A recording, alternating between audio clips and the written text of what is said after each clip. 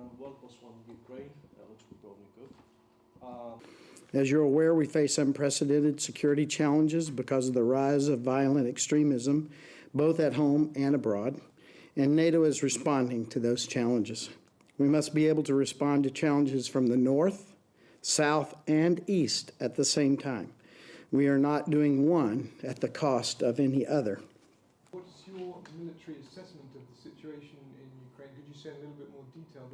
But the important point is that the alliance stands by its ally Turkey. It stands by its allies' ability to defend its sovereign airspace. And we will treat this like any other ally whose airspace has been impinged on. Are expected to make announcements on how to help Turkey reinforce its security? This system, if deployed into Syria, will be a concern for all aircraft flying in there, to include Russian aircraft flying in there. It is a capability that is bigger than we have seen in the area. We are concerned. We have been concerned for several weeks. You have heard me talk about a growing anti-access area denial capability in the Eastern Med and Western Syria, to include the Russian ship, which is just offshore with both air defense and ground attack capabilities.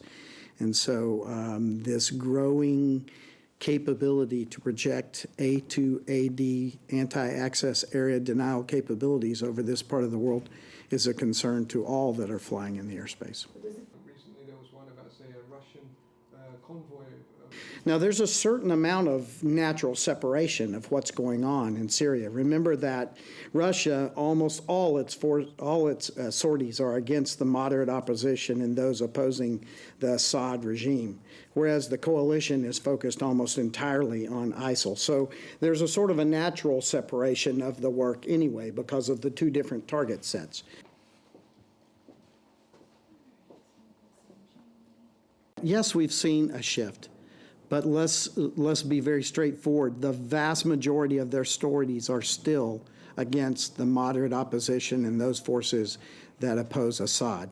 So we have this little tradition of bringing you souvenirs from Ukraine. This is a book on warfare that our journalists